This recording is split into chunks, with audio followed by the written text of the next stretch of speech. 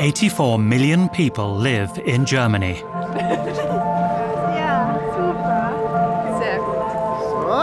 Each person different, with individual interests, goals and opinions. Which way should I look? And their own histories. The country that they share with one another is held together by a strong democracy. Want some cotton candy? How nice. A young, hard-won democracy. Just sit down?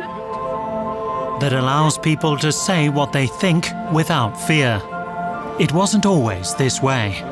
What a microphone. To block the wind, right? In Germany, history shows how important it is to protect political freedoms. Today, only a few people who lived through the crimes of Nazi tyranny are still alive. So fewer and fewer people know someone who can bear witness. Can we learn from the past? Can we keep history from repeating? Never again? What can we do so that never again is more than just a well-intentioned idea?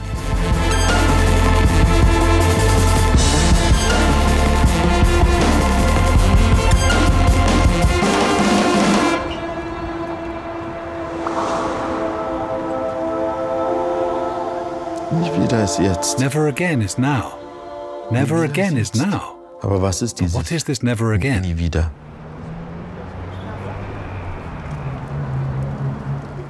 Never again? No, I haven't heard of that, I have to admit. Never again. Nope. Everyday things, maybe. Never again. Never again sweets or something.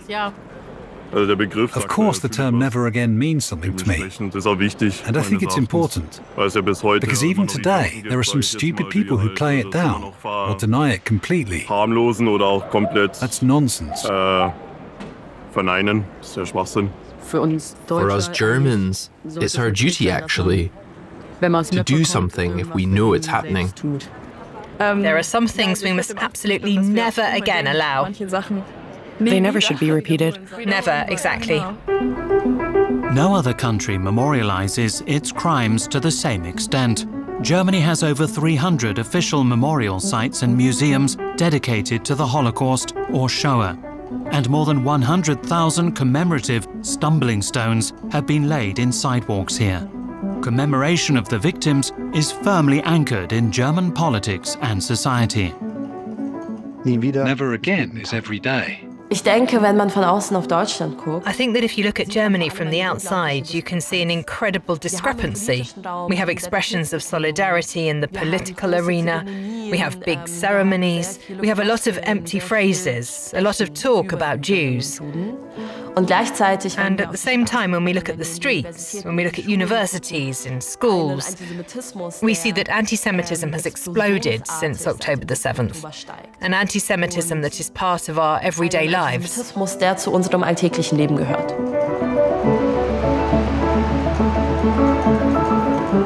Glaube ich nicht, nein. I don't think so, no. Also, man kennt die Vergangenheit. So you know, the past, everyone knows about it. But I don't think there's a problem with anti-Semitism today. I don't think so. From what I see, everyone I know, people are tolerant. Glaube ich auch nicht. I agree. Yeah. No. So the thing is, if you're not affected, you don't experience it the same way. And if the people who are affected say yes, it still exists, then there must be something to it. Some 8% of Germans have extreme right-wing worldviews. Anti-Semitism and hostility towards democracy have both risen sharply in recent years. According to the annual report by the RIAS Information and Research Center, the number of recorded anti-Semitic incidents rose by over 80% in 2023 compared to the previous year. RIAS is an attempt to document anti-Semitic insults, assaults, hostility, and even physical attacks. It also looks at which political issues of the day are seized on as opportunities for anti-Semitism.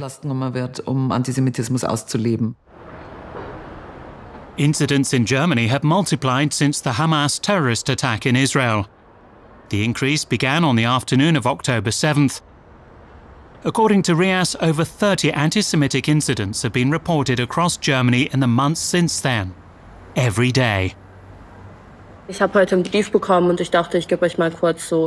received a letter today, and I thought I'd give you an insight into the messages, letters, emails, and so on that I get. Announcing your more than deserved departure from this world.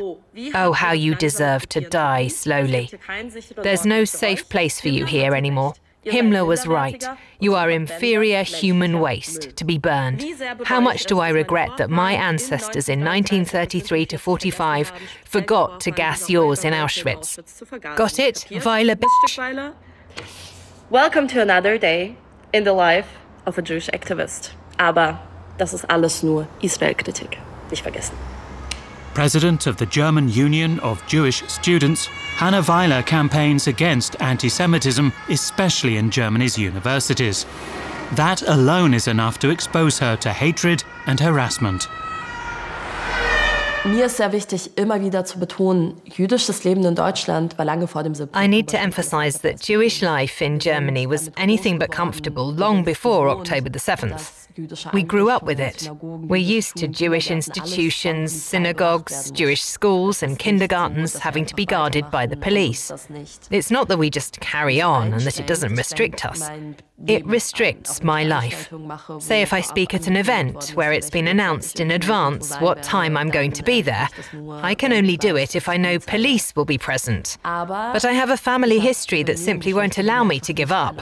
I'm the first in my family to have a democratic right to vote. I am the first in my family who can have a self-determined, self-confident Jewish identity.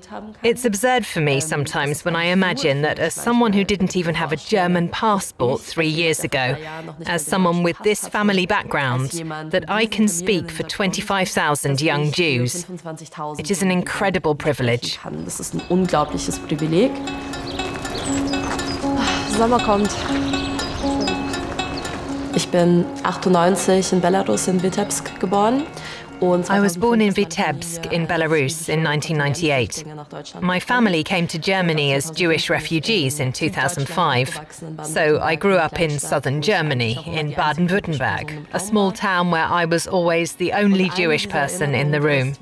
And I have a memory of being at home, sick, when I was 3 or 4, and my grandma coming to babysit. And I can still see myself sitting in my childhood bed, and my grandmother sitting in front of me, and starting the conversation with, you know, when I was your age, my family had to flee. And you know, we're Jewish. That's one of my earliest memories. So the Shoah was always present in my family history. Like an uninvited guest who sits in on all family celebrations. I've always been very open about the fact that I'm Jewish. For a long time, it didn't play a large role for me. I didn't know what to make of it myself, especially when we moved to Germany. The first few years were focused on other things. I was suddenly an immigrant child. I had to learn German, and my parents didn't speak it. This typical migrant experience is shared by many, many people in this country. It's also shared by many Jews, because 90% of us come from the countries of the former Soviet Union. I was the only Jewish person in my class, and the subject of Judaism was only ever discussed in relation to dead Jews. So when we talked about Jews, it was about something in the past. And I was the one who became an expert on the Shoah in class, because I knew a lot about my grandmother. So I actually enjoyed giving the presentation about Auschwitz, because I knew that I could say more about it than my German classmates. And I often wonder what history lessons actually look like in a room where most people have never met a living Jewish person. Because what the curriculum offers is very abstract for young people. If you're lucky, you have committed teachers who at least organize a visit to a memorial site. It's difficult to reach young people. How can you convey something like this to them? How can you make something like this understandable? Here you can understand it. That's why memorial work is still very important.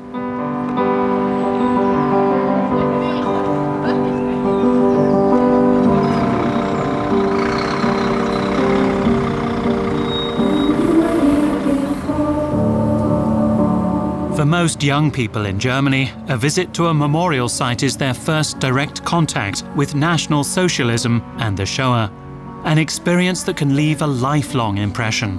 Politicians support this, but their expectations are high, says Jörg Skribeleit, the director of the Flossenbürg Memorial Site. They expect an educational experience combined with something like an apparition of the Holy Mary. They have hopes for catharsis, that a visit to a memorial site should create a better person. That's the idea different politicians come to us with. And very young people feel that too. School children realize that a certain moral attitude is expected of them here, when they come here and when they leave this place. They come with the idea of, let's not do anything wrong, let's not ask the wrong questions, and that tends to be a hindrance. What the hell am I doing here? I don't belong here. Auf der einen Seite dieses Eingangstors war On this entrance gate was a plaque with the words, "Work sets you free." That was the motto under which all concentration camps were run.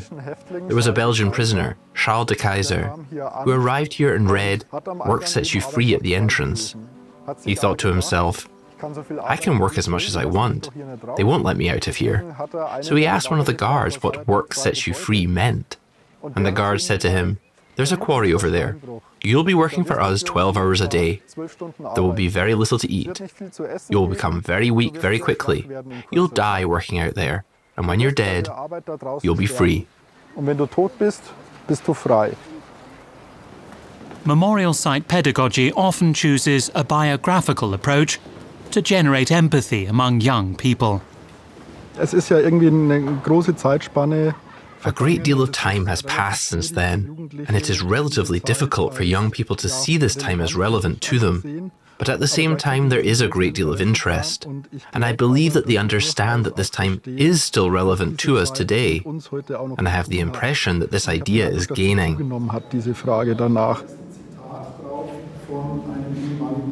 In Flossenbürg, the groups look at the past as well as the present, from many perspectives. This work touches on very fundamental humanistic questions. Questions like, how do we want to live together? How do we accept diversity in our country? How do we deal with people with different identities and biographies? Do we give them a place in our society?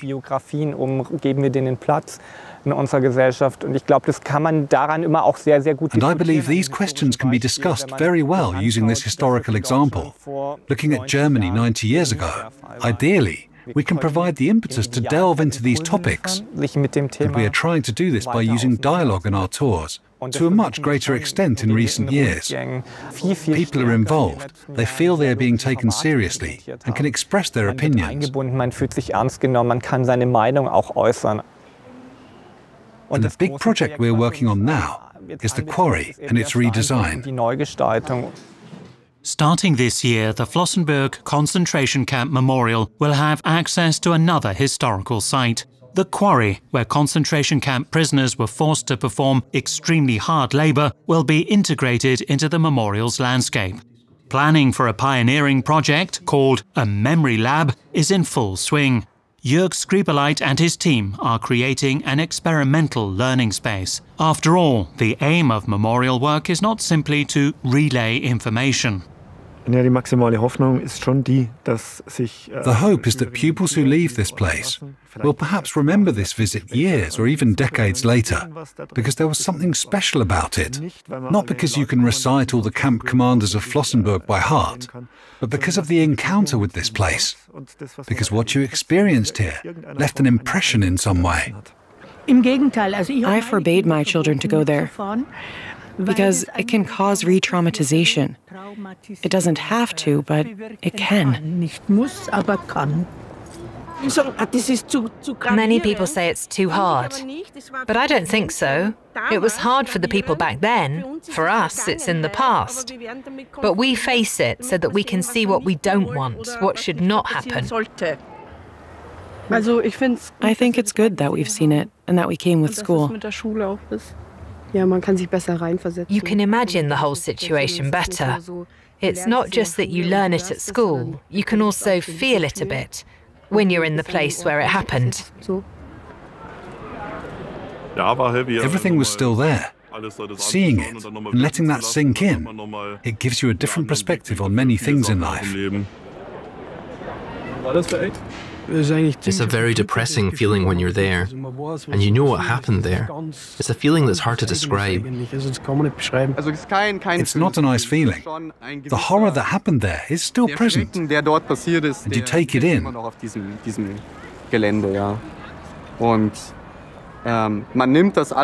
you can't really imagine what happened there. The Dachau concentration camp. Yes, Dachau, for example. Unfortunately, I haven't been there yet, but I really want to go one day and see it all.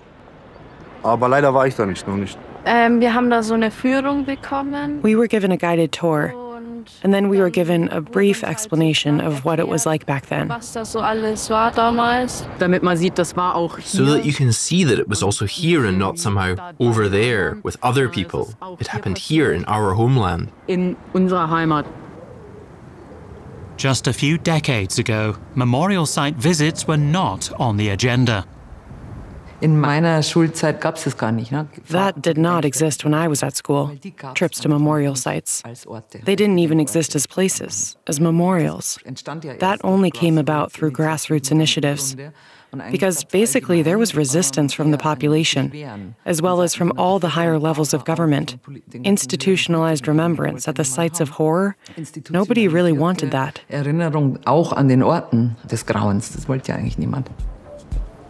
With the end of the Second World War, a question arose. Was it time to begin to forget? In my opinion, you shouldn't tell the children about it. I think that after 14 years, we should let things be. It was sad enough. National Socialist perpetrators and profiteers were integrated into society and government, their deeds forgotten or suppressed. Flossenbürg offers a typical example of how history was dealt with. Instead of a memorial site, in the 1960s, a housing estate was built on the former concentration camp grounds. People still live there today. In Dachau, too, there was little interest in remembering. The fact that the prisoners' barracks of the concentration camp are still inhabited today must seem inconceivable for visitors to this notorious site. The publicans' lack of tact is obvious, as this pub is still in operation. The thought that this place of suffering now hosts merry get-togethers is disturbing. Whether the town of Dachau has always done everything right in recent years is debatable, but I don't think there's any point in remembering the past, now that things are on the right track. The memorial in Dachau was not opened until 20 years after the end of the war. Even in schools, it was common practice to repress the past, rather than try to come to terms with it, as a report from 1959 shows. When asked about National Socialism and Hitler, the masses give answers and opinions that are generally based on very poor knowledge. Who knows how many Jews died in the Third Reich? 13 out of 33 pupils raised their hands. And of course, today we can say that 6 months later, with Dresden, the Allies proved that it wasn't just Hitler they were fighting. They showed they were against the entire German people, that they had been so hateful that they would no longer have accepted any democratic German concession at all. That, I think, was what German remembrance was like from 1945 onwards. Not remembering the victims or coming to terms with one's own deeds, but rather presenting oneself as a victim. There was no interest in wanting to remember one's own murders in any way. There was no confrontation of that kind. What do you know about Hitler and National Socialism? Hitler was a dictator. He provided work for the unemployed and built highways. Under Hitler, it was pretty good that there were no murderers, like the taxi murderers we have now. I think what Hitler did was quite good. He gave 7 million unemployed workers jobs in one fell swoop. People were treated cruelly in the concentration camps, but nobody knew. Adolf Hitler had many Jews executed, but a specific number is not known. What do you think? I think about 50,000. 40 to 50,000. 35,000. Hitler had a little black mustache. He built the highways and abolished the taxi killers. The precise number of unemployed people who went back into work is known exactly, 7 million. It's also written in the textbooks. The number of Jews killed, however, is very often omitted or stated inaccurately. I didn't learn about recent history at school, as it was given far too little attention. Little, very little, I have to say. Actually, nothing at all. We didn't learn anything. Just what was covered in history lessons, then next page, next topic. A few sentences about World War II. Then we moved on to Egypt. My grandfather was in the war. He blocked all questions. He was wounded. I have to say we weren't that interested. We didn't really want to have anything to do with him. The collective looking away persisted until the late 1980s. It was only through survivor initiatives and media attention that the pressure on politicians increased. But young people had long wanted to know more. Almost 100% raised their hands when asked who would like to know more. To what do you attribute the still inadequate education of our primary and secondary school pupils? That schools generally see recent history as just one subject among others. They sometimes attach no more importance to it than, say, the structure of a cell or the life of a rabbit. I can only hope that political education will really be taken more seriously in the future than it has in the past. For us, it's important that we continue to promote political education, continue to develop education around democratic values in our schools. There are numerous programs and measures. For me, it's about enabling young people to experience democracy at a very early age, and, of course, to live the culture of remembrance in our schools. It's particularly important that all pupils visit a memorial site at some point while they are still at school, because only if you know the history, only if we know about the inhuman crimes of the Nazi regime, can we appreciate the value of democracy. That is crucial, because then we also understand that democracy cannot be taken for granted, that democracy has to be defended anew every day.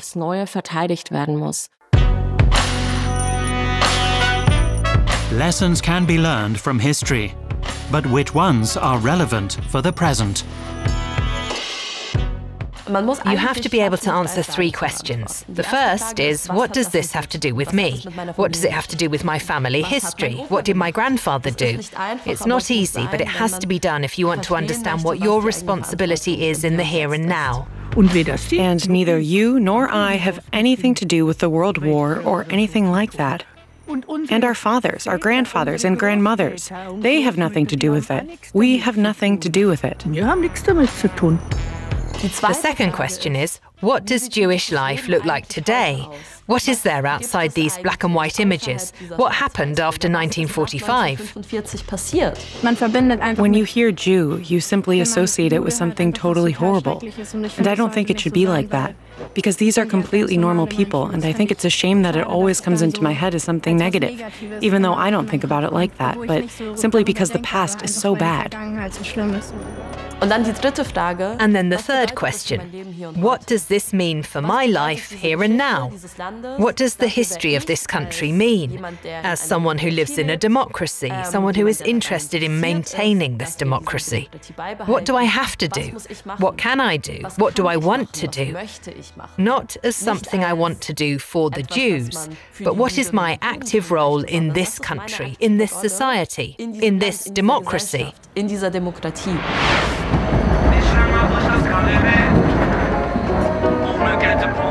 Germany is diverse and multifaceted, but the culture of remembrance is mostly aimed at people without a migrant background.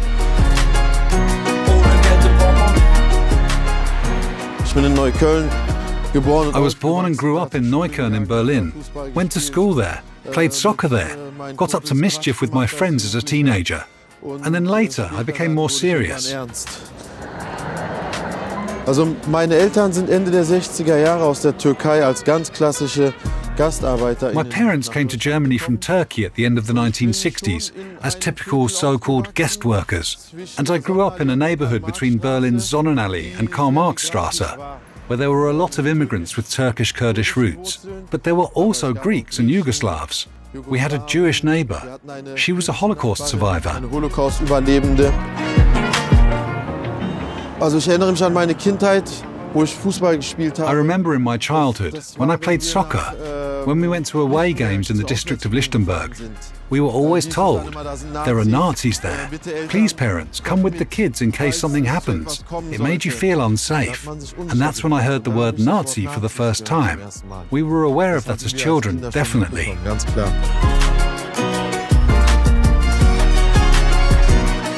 Mit dem 11. September. It was when 9/11 happened that I realized that something was changing significantly for us Muslims. Mainly, we were being seen as Muslims, which we hadn't been before in that way. Also in der Fremdzuschreibung. As a Muslim, I was caught up in a maelstrom of anti-Semitic conspiracy theories, that it was only against Muslims, and that it was controlled by a conspiracy that was Jewish. Israel was a big topic back then. I had Palestinian friends in my class.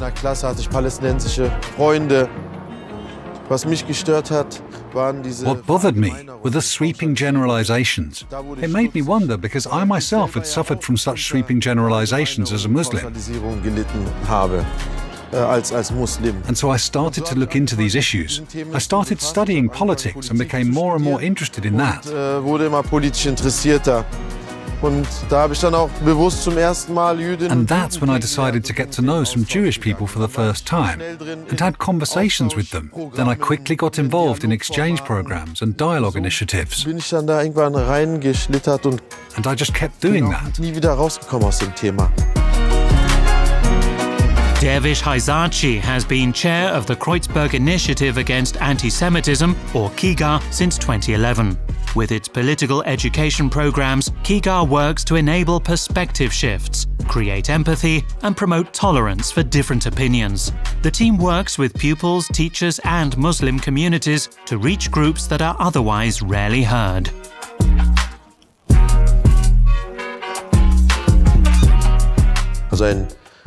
So a good teacher is one who considers the diversity in their class in such a way that everyone can have their say. Where there is no trust, where there is no emotional relationship, there is no education. You can impart knowledge, but these days you can also do that with good YouTube videos. We don't need a school for that. We don't want to impart knowledge. Wir wollen Menschen, die an sich selbst glauben. We want people. We want people who believe in themselves. We want people who are oriented towards togetherness and community, who want society, who want democracy, who can step up as civilians at moments when it counts, who are courageous, who are curious. That's what we want. School does not impart knowledge. School makes people. Wir wollen das. Schule vermittelt kein Wissen. That sounds like pathos. If you think that's not authentic, edit it out. But I believe it. Aber ich glaube daran. Jeder ist zugänglich. Alle sind offen. Everyone is accessible. Everyone is open. Das ist nicht das Problem. Children and young people in particular. That's not the problem.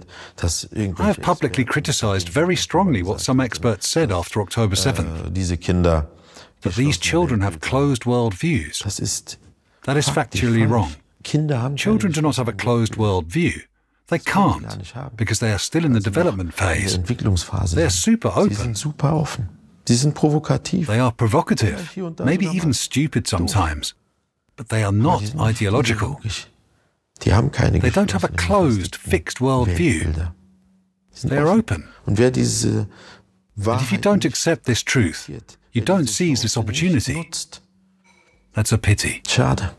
Junge Menschen wollen. In my experience, young people want to play an active role in this society. They want to be heard. They want their voices and their stories to have a place. And I wouldn't accuse young people of having no interest in taking responsibility. I don't know. I honestly think they do far too few protest marches. They need to do more, in my opinion. There are a lot of people, especially in Austria and Germany, who are quite right-wing. It's not just their political attitude. It's more than just politics. I'm against that too. I hate Nazis, if I may say so openly, the AfD party and so on. I want nothing to do with them.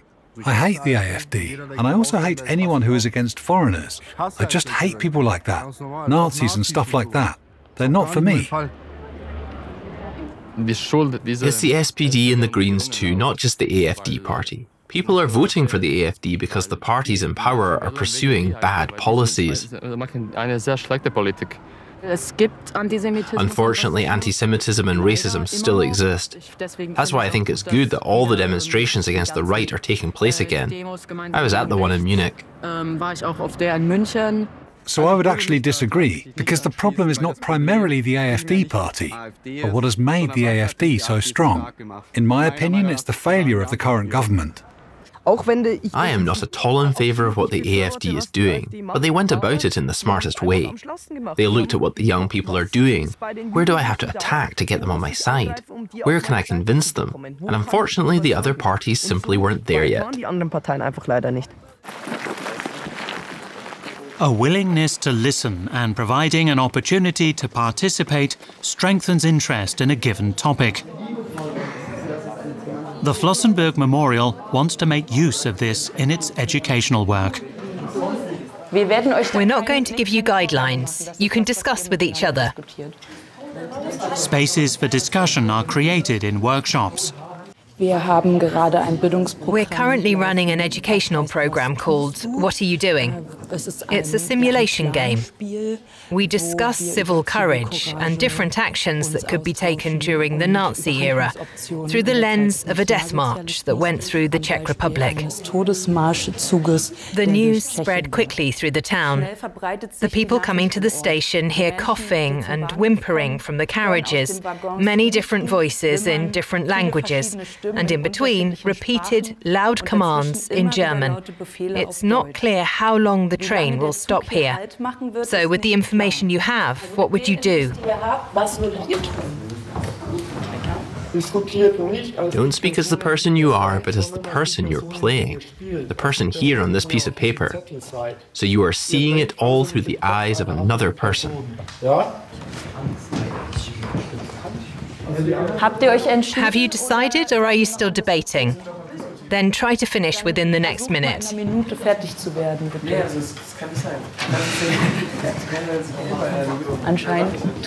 Apparently other applies more than anything else. That's interesting. My character, or me. I'm 73 and I notice something.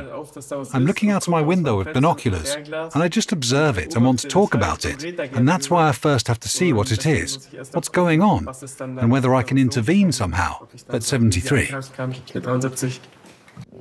dadurch, dass wir eben solche Aspekte wie in dem Fall By thinking about civil courage and options for action in this specific case, it usually becomes clearer to the group that the topic is not that far away, because they themselves also make decisions in some form or another every day.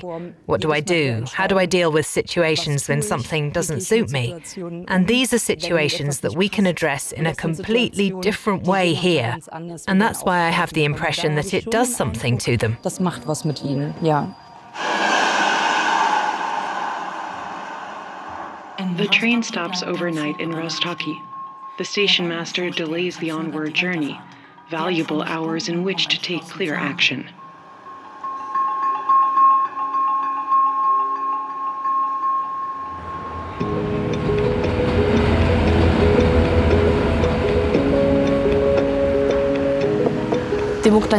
Democracy, freedom, equality is not something that falls from the sky, not something that's God-given. No matter how you want to explain it, it's something we have to stand up for every day. And that's the task of each and every one of us. This will not be regulated by laws alone. It will not be regulated by political statements.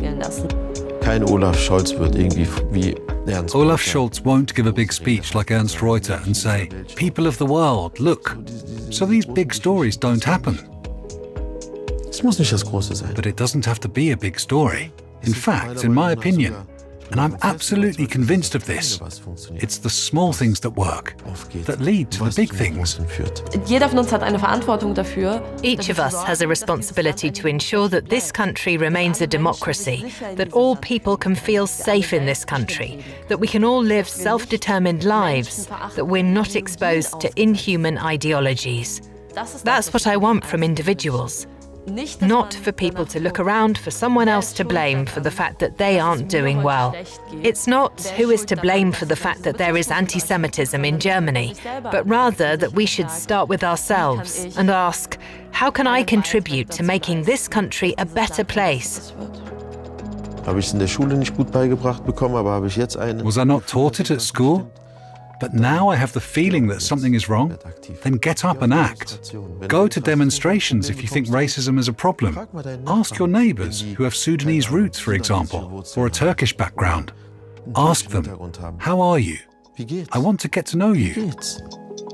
Wie geht's dir? Ich will dich kennenlernen.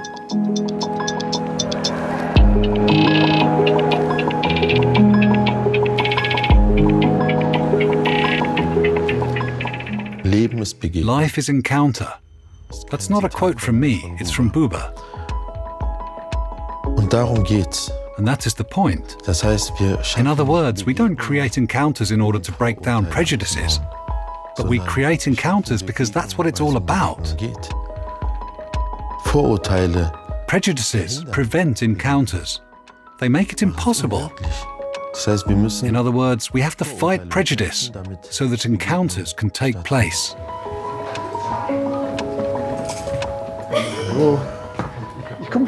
I'll be right with you. Hello, everyone. I'm tired. Very nice. I'll have one of those cappuccinos. I'll take it with me right away. Perfect. Thank you. Oh, you ate it all. Du hast den aufgegessen? Als wir hier vor 10, 15 Jahren angefangen haben, dieses historische Gebäude. We started developing this former SS casino as an educational center 10 or 15 years ago. Back then, we asked ourselves, could we have a cafe here? Ein Café entwickeln. Würde sowas, wenn dann in so Would something like that fit in a building like this? And how would it have to be run? To open a cafe that is not a memorial, but a museum cafe, open to the public. Und es für die Bevölkerung offen steht. Und dann war relativ schnell diese Idee auch. And then the idea arose relatively quickly. Let's do something inclusive, as an intentional counterpoint. Und es ist für mich lange Zeit. And for a long time, and still today, it has been one of the most interesting and sometimes also one of the most political places for me. Manchmal sogar erkenntnisreicher als ein Bildungsprogramm. Sometimes it's even more illuminating than an educational program or an exhibition. Because people come together here who would otherwise never meet, and we, without curating anything, but simply opening up a space, made a space available that in the best sense negotiates democracy, or the question of how we, as different as we are, want to live together.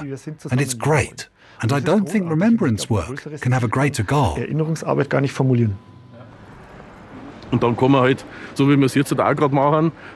then we can simply engage in conversation, as we're doing right now, and then perhaps we can work out certain things we want to say. Yes, some people say you're not allowed to say anything. Well, I don't believe that. You have to say everything, and you're allowed to say everything. We have a stable democracy, even if some people want it to go to hell. You have to accept other opinions. I run a business. We have hundreds of employees and we try to resolve things democratically every day. And it's an indictment if you have to play the power card, regardless of your life situation. Of course, you can do that. Then you just rule over everything. But in dialogue, you grow. It's much more exciting for you, that kind of life experience. And you have to learn to compromise. Ich noch vor meinem Gegenüber. I have to be open with the person I'm talking to. I, as a teacher, in front of my pupils. I, as a Muslim, before my Jewish conversation partners. Me. Me. Not narcissism, not egotism. But just so that it works out, I have to be willing. Ich muss bereit sein.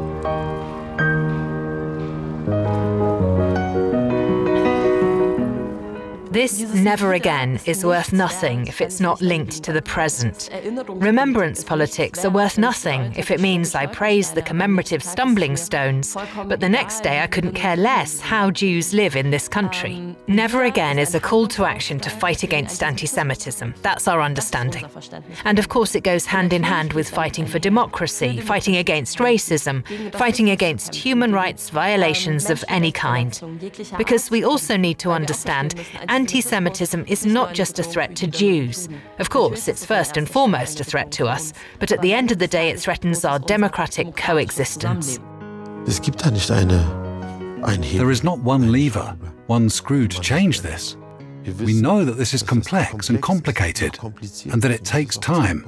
The thing is, let's get started now.